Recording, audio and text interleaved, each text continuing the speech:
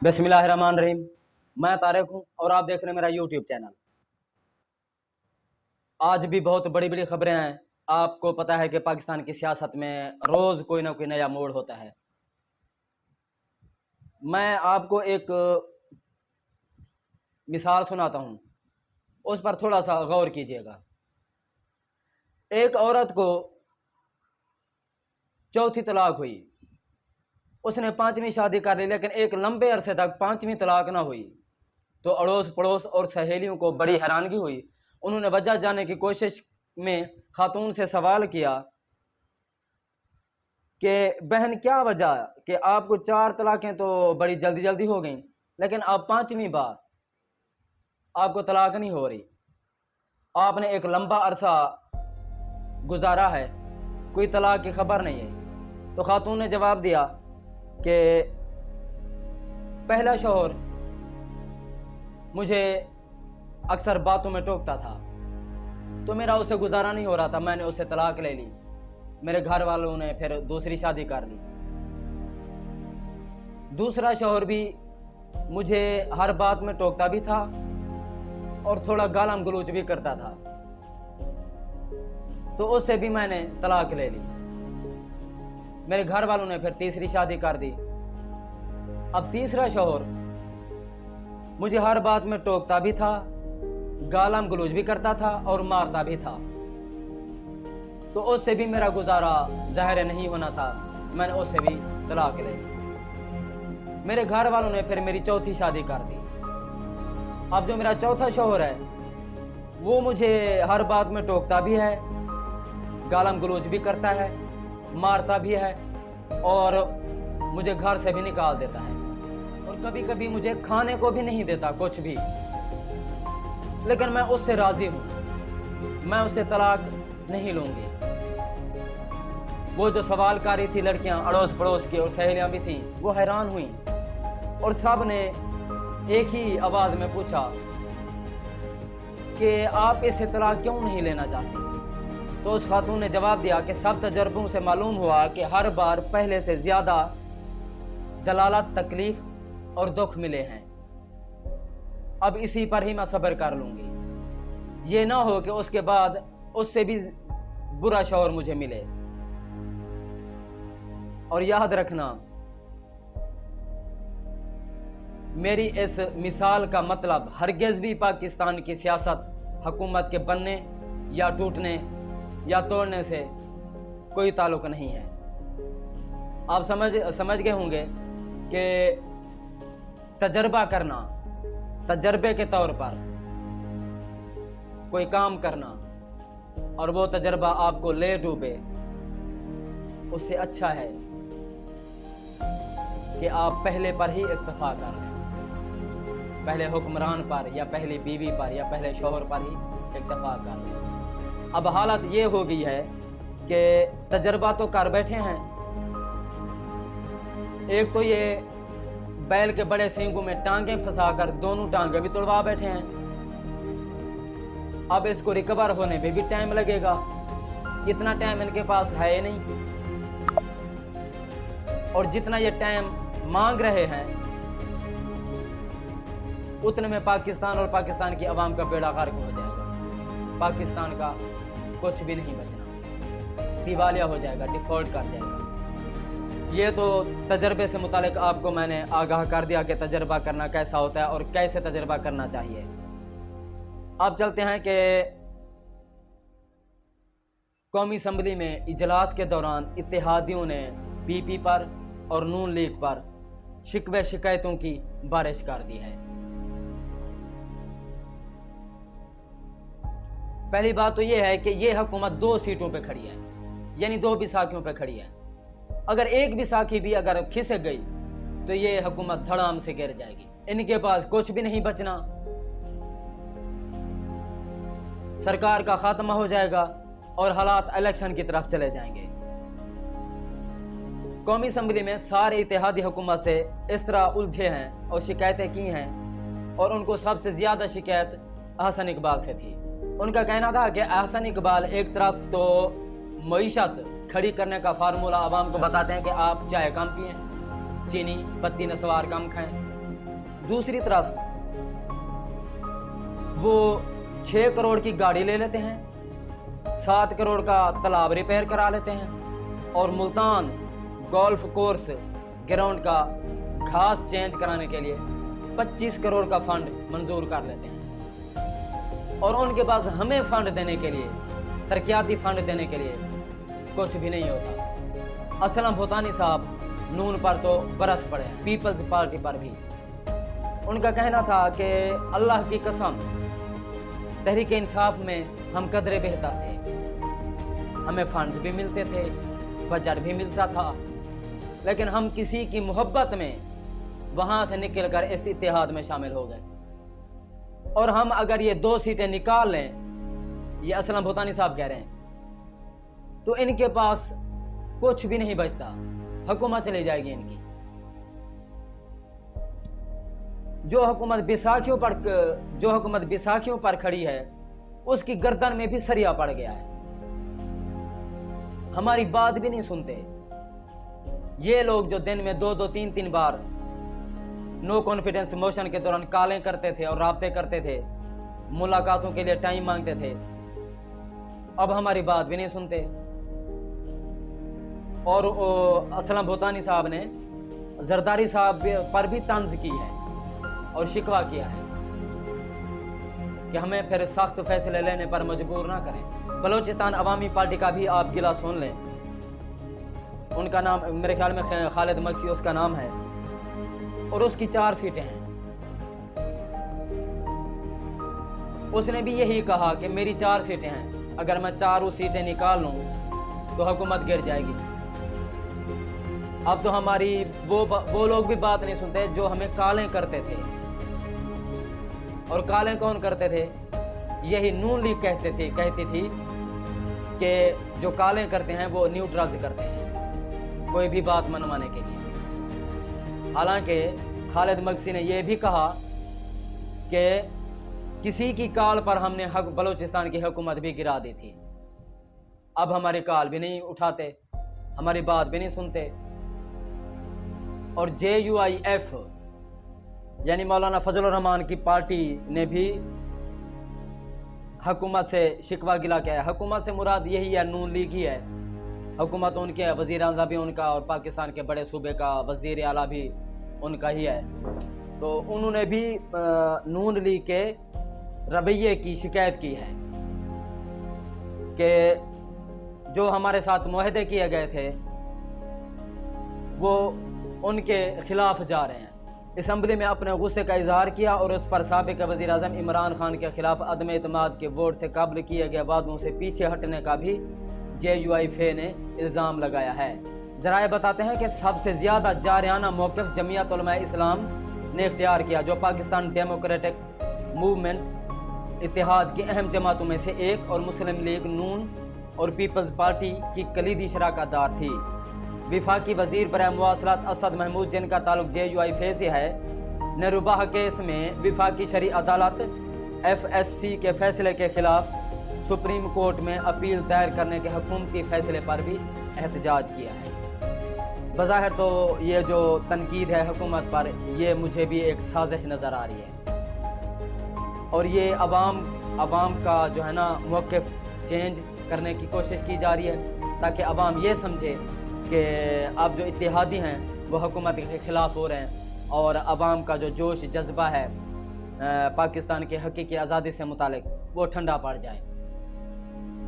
जो स्ट्रॉन्ग मौक़िफ़ था मेरे ख्याल में वो असलम भूतानी साहब का था, और ये जो मौलाना फजल रहमान और जरदारी और ये जो सारे हैं ना, ये इन्होंने जो तनकीद की है इसमें मुझे कोई सच्चाई नज़र नहीं आ रही। ये एक साजिश भी हो सकती है। एक तरफ तो हुकूमत पर तनकीद हो रही है, दूसरी तरफ वज़ीर आज़म शहबाज शरीफ ने अवाम के लिए 2 बड़ी बुरी खबरें दे दी हैं। वो ये है कि वज़ीर आज़म शहबाज शरीफ ने खदशा ज़ाहिर करते हुए कहा है कि जुलाई में लोड शेडिंग मज़ीद बढ़ेगी, पाकिस्तान को दिवालिया होने से बचा लिया। अब इस पे गौर करें। मुस्लिम लीग नून और इत्तेहादी जमातों के अरकान कौमी असम्बली से खिताब करते हुए वज़ीर आज़म का कहना था कि अवाम को महंगाई का सामना है, शमसी तवानाई के हवाले से प्रोग्राम जल्द लेकर आएंगे। तारीख में पहली बार साहिब सरवत अफराद पर टैक्स लगाया है। साहिब सरवत अफराद से 200 अरब रुपए से ज़ायद जमा होने की तवक्को है। साहिब सरवत अफराद कुर्बानी के जज्बे के साथ आगे आएँ। अवाम को बेनज़ीर इनकम सपोर्ट प्रोग्राम के तहत रिलीफ दिया गया है। अब ज़रा गौर करें कि एक तो उन्होंने खुद कहा कि अवाम को महंगाई का सामना है, और ये महंगाई का नारा लगाकर मुसल्लत हुए हम पर। और जो चैनल्स इमरान खान के किसी भी इकदाम पर या मुआहदे पर पूरी ट्रांसमिशन कर देते थे, लेकिन अब वो नजर नहीं आ रहे। वजीर आजम शहबाज शरीफ ने खुद कहा कि हमसे LNG मुआहदा नहीं हो पा रहा। वजीर आजम शहबाज शरीफ ने खुद कहा कि IMF की जो मौजूदा शराइत हैं वो कड़ी हैं, हमें मजबूरन मुआहदे में जाना पड़ेगा। लेकिन मीडिया नहीं बोल रहा। क्यों? डीप पॉकेट्स, लिफाफा सहाफी। मीडिया को हैंडल करना, मैनेज करना, मरियम नवाज ने भी बयान दिया था कि मीडिया को मैनेज करने के हवाले से मुझे इख्तियारात दिए जाएं, और मैं बाकायदा प्राइम मिनिस्टर से भी पूछूंगी। कुछ दिनों पहले मरियम नवाज ने एक कागज़ पर्ची खोली थी और वो पढ़कर हमें सुनाई थी कि इमरान खान के साबका मुआहदों की वजह से महंगाई बढ़ानी पड़ रही है। अगर वो ऐसे मुआहदे कर भी गया था तो आप उसको रिजेक्ट कर देते, आप अपने मुआहदे लेकर आ जाते। शहबाज शरीफ कहता है कि IMF की मौजूदा जो शराइत हैं वो कड़ी हैं। मिफ्ता इस्माइल कहता है कि मौजूदा जो महंगाई है उसका IMF मुआहदे से ताल्लुक नहीं है, जबकि मरियम नवाज कहती है कि उसका ताल्लुक है। ये चीज़ अवाम को समझने की ज़रूरत है। अब सारे खाने के चक्रों में है। एक कुछ जो है ना, मेरा जो तज्जिया होता है वो इसमें कोई शक नहीं कि एक तरफा है, लेकिन उसकी कुछ वजूहात हैं। पहले मैंने भी नून को वोट दिया है, JUIF को दिया है, और JUIF को मैंने काफ़ी अर्सा सपोर्ट किया है। अब मेरा जो तज्जिया है बेशक एक तरफा है। कुछ दोस्तों ने मशवरा दिया है कि आप न्यूट्रल होकर मुल्क को कौम के लिए तज्जिया किया करें, हम आपके साथ हैं। वरना लोग समझेंगे कि शख्सियत परस्ती में या पैसे लेकर वन साइडेड पॉलिटिकल एनालिसिस करता है। इसमें कोई शक नहीं, दोस्तों का मशवरा सर आंखों पर। लेकिन जब एक खुद मुख्तार मुल्क के PM के बारे में कहा गया कि उसको नो कॉन्फिडेंस मोशन में हटा दें तो आपको माफ कर देंगे, वरना नतायज भुगतने होंगे। ये खत किसको लिखा गया? जबकि PM तो इमरान खान था। सवालात तो उठते हैं, फिर इदारे मुतहर्रिक क्यों ना हुए? फिर तज्जिया वन साइडेड तो होगा। जब एक मुंतखब PM को हटाने के लिए बैरूनी साजिश का वाज़ेह हिस्सा बनकर रिजीम चेंज ऑपरेशन में किरदार अदा करेंगे तो वन साइडेड तज्जिया तो होगा। जब वक्त का PM साइफर लहरा कर कह रहा है कि इस रिजीम ऑपरेशन में बैरूनी कुव्वत ने मुल्क के अंदरूनी मीर जाफर मीर सादिक को खरीद कर साजिश की है और उस पर कमीशन बनाया जाए और अपोजिशन उसको संजीदा ना ले, फिर तज्जिया वन साइडेड तो बनता है।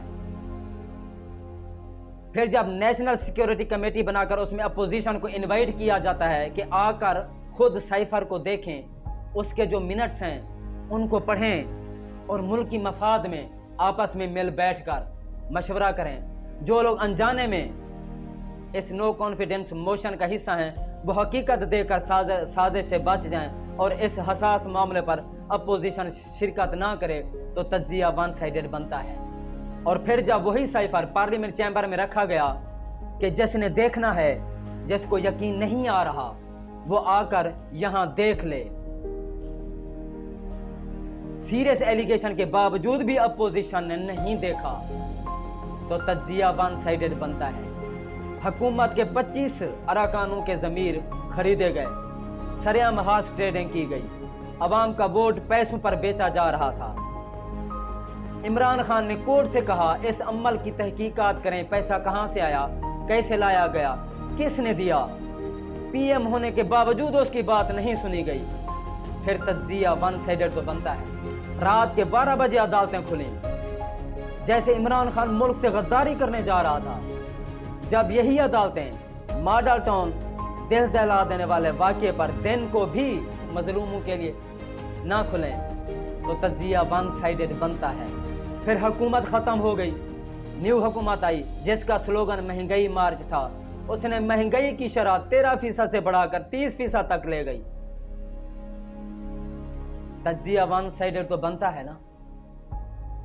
جو اپوزیشن پیٹرول ڈیزل کے 8 روپے بڑھنے پر سخت رد عمل دیتے ہوئے اپنے حمل گرا دیتی تھی، عوام کی خیر خواہ بنتی تھی، اب یکدم 30 روپے بڑھائے گی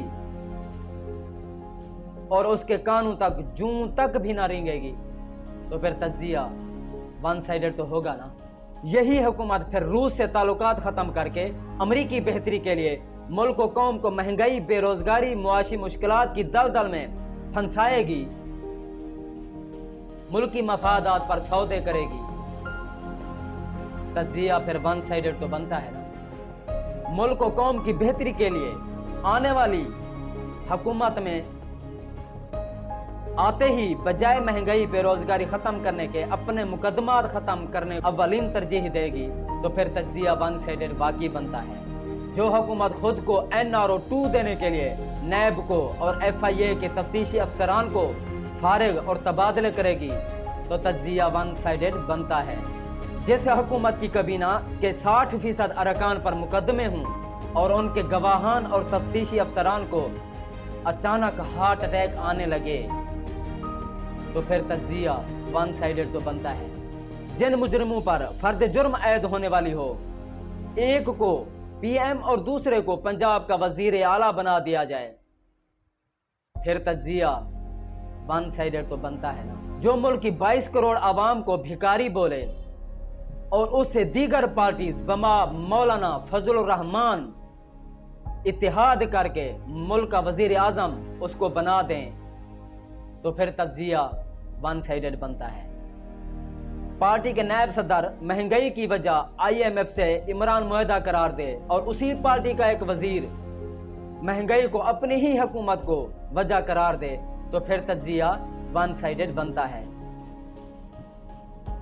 جس حکومت کے وزراء عوام کو مہنگائی سے بچانے کا فارمولہ چائے کم، پتی کم، نسوار کم استعمال کرنے کا کہیں، اور پھر وہی تالاب پر 7 کروڑ، گاڑی کے لیے 6 کروڑ اور ملتان گولف کورس گراؤنڈ کے لیے 25 کروڑ عوامی خزانے سے خرچ کریں، تو پھر تجزیہ ون سائیڈڈ بنتا ہے۔ ملک پر چوروں، لٹیروں، ڈاکوں، قاتلوں اور نااہلوں، شرابیوں، لبرلوں کا اتحاد بنا کر مسلط کر دیا جائے، پھر تجزیہ ون سائیڈڈ بنتا ہے۔ جس ملک کا ملا اسلام اور اللہ کی زمین پر اللہ کا نظام کا نعرہ لگا کر بھی انہی لوگوں کا اتحادی بن جائے، پھر تجزیہ ون سائیڈڈ بنتا ہے۔ یہ تھی وجہ میرے یک طرفہ تجزیے کی۔ میں بھی نون کو پسند کرتا تھا، JUIF کو پسند کرتا تھا، پیپلز پارٹی کو ووٹ دیے ہیں، میرے اپنے رشتہ دار MPs MNA ہیں میرے اپنے گھر کے، لیکن میں سب رشتہ داری کو چھوڑ کر ملک اور قوم کے مفاد میں سوچنا بہتر پسند کرتا ہوں، چاہے اس کے لیے مجھے یک طرفہ ہی تجزیہ کرنا پڑے۔ آپ خود سوچیں کہ ہمارے پاس آپشن ہے 8 لوگ، ہم ان 8 لوگوں میں سے کسی ایک کو چننا ہے، اس کے علاوہ تو کوئی ہمارے پاس آپشن ہی نہیں ہے۔ اگر اور وہی 8 لوگ خراب ہیں، برے ہیں، کوئی کرپشن میں، کوئی چوری ڈکیٹی میں، کوئی منی لانڈرنگ میں، کوئی قتل و غارت میں ملوث ہیں، تو ان میں سے ہی اگر ہمیں کسی ایک کو چننا ہے تو کیوں نہ ہم اس کو چنیں جس میں برائیاں تو ہیں لیکن باقی 7 لوگوں سے کم ہے۔ ہر کسی کا اپنا پوائنٹ آف ویو ہے، مجھ سے آپ اختلافات بھی کر سکتے ہیں، آپ کا حق ہے، لیکن میں تحریک انصاف کو، پی ٹی آئی کو، عمران خان کو اس 16 جماعتی جتھے سے بہتر پاتا ہوں۔ میں بھی دیکھ رہا ہوں ہر چیز، عوام بھی دیکھ رہی ہے پاکستان، ملک کے ساتھ جو ہو رہا ہے، جو ہونے جا رہا ہے، ہمیں پتہ ہے کہ کیا ہونے جا رہا ہے۔ مزید خبریں اگلے بھی لوگ میں، تب تک اپنا اور اپنے اس چینل کا خیال رکھیے گا۔ اللہ حافظ۔